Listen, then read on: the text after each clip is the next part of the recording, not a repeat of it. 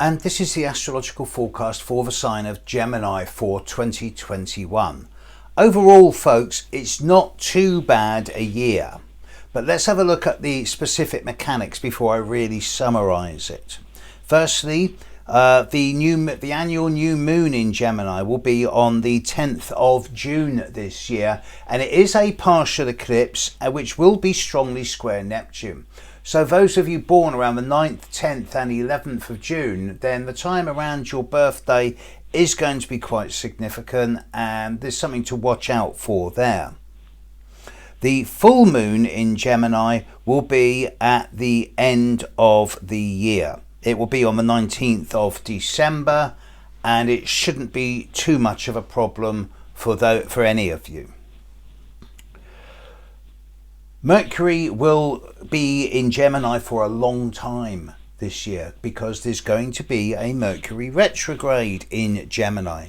Now, Mercury moves into Gemini on the 4th of May, and then it will move forward and go retrograde on the 29th of May and then go backwards before standing still and moving forwards again on the 23rd of June, before finally leaving Gemini around the around the 12th of July. So basically, Mercury's going to be in Gemini for 9 weeks next year, which is a hell of a long time for Mercury to be in a sign. And some of you, particularly those of you born between the 6th, 7th and the 14th, 15th of June are really going to know about that Mercury retrograde.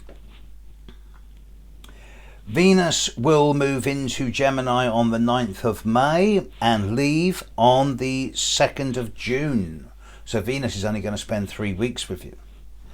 Mars is going to move into Gemini early next year. Mars moves into Gemini on the 4th of March. And then it's going to whiz through your sign in about 6 to 7 weeks, leaving Gemini on the 23rd of April.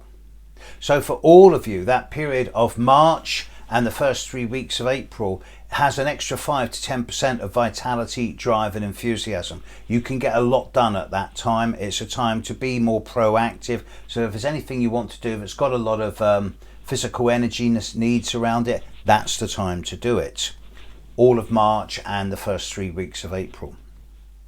None of the outer planets are going to be in Gemini over the coming year, but some of them are actually working quite well with you. Let's first of all look at the ones that are not.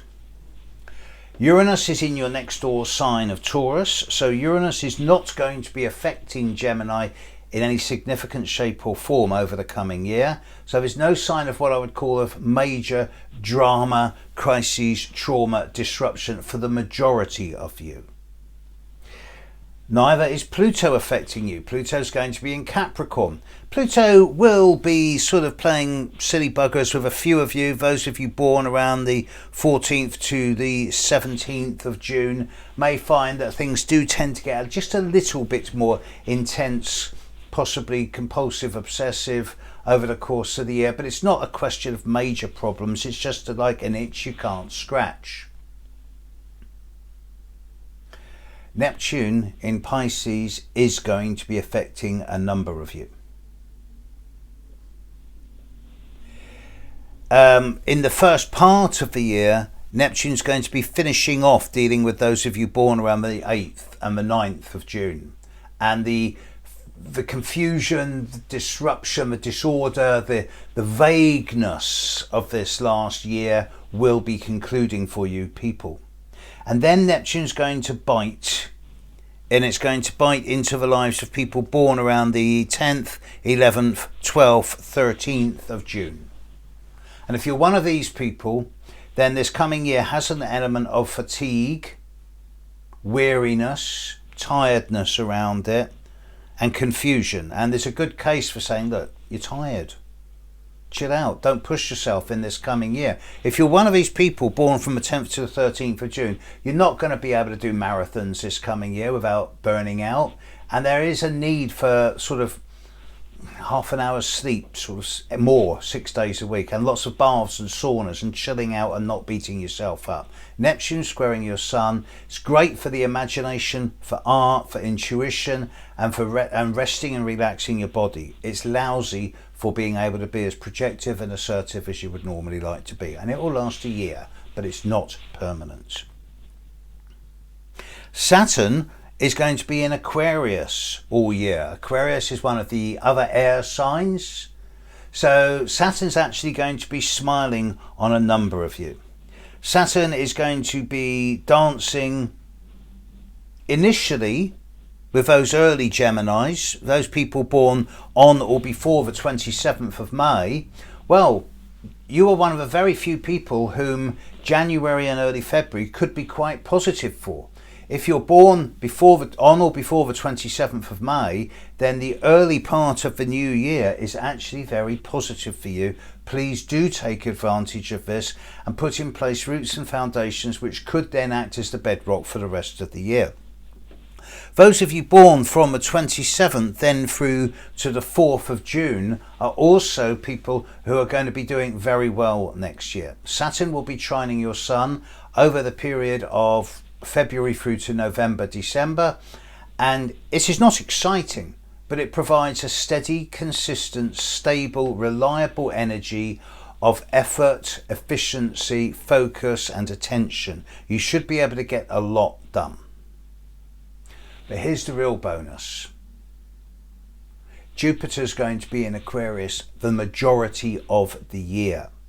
Jupiter's entered Aquarius already, and in the short term, by which I mean the period from now through to, say, late March, Jupiter's particularly smiling on all of you, especially those of you born on or before the 13th of June. And then Jupiter moves into late Aquarius, and then those people born from the 13th of June onwards head into an 8-month-long period which continues through until December, where there's going to be windows of opportunity for not substantial or major growth and development, but things are going to work 5 to 10% better than average. So you can afford to not relax, but be more optimistic about how things are going. With Jupiter and Saturn smiling on Gemini over the coming year, business and financial professional affairs should do better than average. There will be a brief blip as far as Jupiter goes when it journeys into early Pisces from mid-May through to late July. Then a few Geminis, particularly those born at the very start of the month, i.e. those of you born on or before the 23rd of May find that things get a little bit out of proportion, larger than life, over the top, out of control at that time for a couple of months over mid-May to late July. If you're born on the 23rd of May or before that, then during that couple of months period, don't let the hype and spin derail you. But for almost all of you, with the exception of those people born from the 10th to the 13th, who Neptune is hammering, it does seem that next year is a year of more financial and professional balance, and there are going to be opportunities for all of you to be able to relaunch yourself in a more down-to-earth and grounded way, particularly, incidentally, around early March to late April when Mars is in your sign. Take advantage of this, please. Be careful of that eclipse on the 10th of June.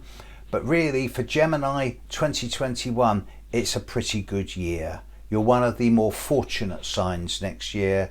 So be open to windows of opportunity and don't let yourself get complacent. Have a great year. And thank you to all the people who have supported me over this year. Nice one. Catch you later, world. Bye.